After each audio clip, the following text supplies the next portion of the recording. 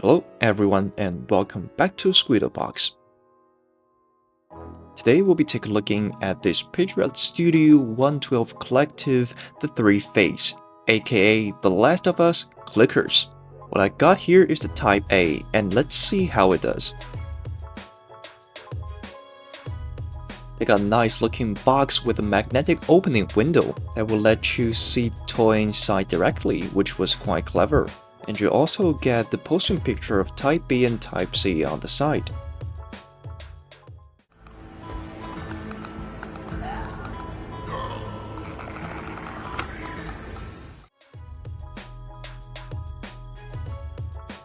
So here's everything that comes along with the box, and let's take a closer look.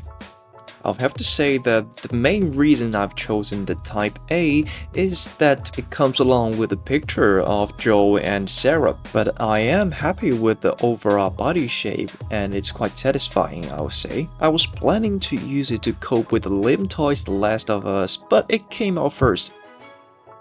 And before introducing the body, I'll have to show you guys some of the pictures. And sadly there are so many of them, so I'll just have to choose some of ones I like. And of course, first things first, the picture of Joel and Sarah, quite clearly painted. And next is the wanted poster of Marlene, and someone had painted the word hero on it. Do you think she's a hero? And here comes the letter written from Frank to Bill. I love their interactions and emotions from the TV series. Moving on, there has to be a poster of the 4 stages of infection. Other accessories are some of the collectible objects, and this scissor is actually made of metal. You could see it has a quite great shining texture, and what's more, there's no any burrs sticking out. So thoroughly speaking, I'm quite satisfied with it. And next, one of the most powerful anti-clicker weapon, the bricks. It has some great painting and weathering on it.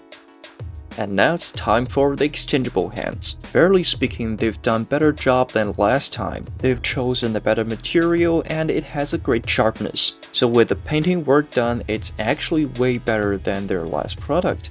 And as you can see, this time they have different poster for the both exchangeable hands. This way, you could use it to grab someone. So without further ado, the body. The painting work of the head sculpt was acceptable, and as you can see, there are some dashes and spots on it, so they might have chosen the same painting technique with Hasbro or SH figures. They also have marks of spreading fungus on the belly, and as for the downside, as you can see, there's a huge gap between the legs and the body, and single joints restricts articulation. The connector of the head sculpt was a little bit shallow, so you can see it will be easily removed, which in a word results in quite limited head articulation. There is also no articulation between the neck and the chest, and because of the fungus on its arm, it could barely level its hands. The situation is basically the same from the left to the right, but thanks to the smaller upper chest, its arm won't stitching out. As you can see, even without a butterfly joint, its arm will stick to its side, and because of the single joint elbow, the largest angle was somewhat around 60 degrees. So if you're planning to use it to make some crazy posters, it might not come in handy. But I do like the spore spreading around its forearm, quite a hint anyway. And the limited articulation didn't stop there. I'm not sure if it's affected by the fungus. It has very little chest articulation. As you can see, the backline is just like that, and the foreline is nowhere better. So the whole figure gives me an impression that it's gonna fall down. And I did mention that the most disastrous design they've used is the leg joint.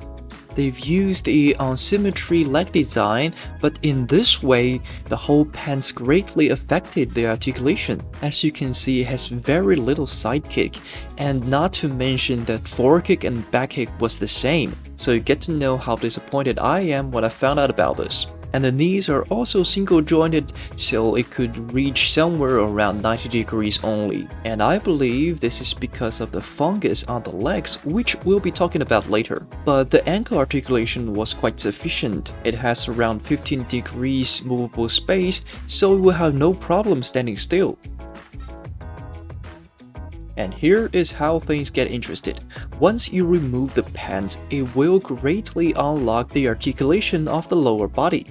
I'm surprised to find out that it could reach an 180 degrees just like that, but do be careful with all the fungus on its legs, it might stitch out, so I would recommend to play with it carefully. You wouldn't want to hurt your mushroom man or the other way around. I just said that the fungus on its legs will affect its articulation, and now with the pants removed, you could see exactly how that was happening. If you bend the knees furthermore, it will does harm to the toy. And as for the pants, I'm pretty sure they've tried their best to use the thinnest material as possible, but the fact that they didn't left much margin caused this situation. So if you're trying to making a great poster, I would suggest you to remove the pants. I mean, you could always wrap some rags on it. And for the height comparison, as you can see, with their last product, it's slightly lower than the zombies. But this means it could cope with the shorter figures, for example the SH figures. They're basically of the same height.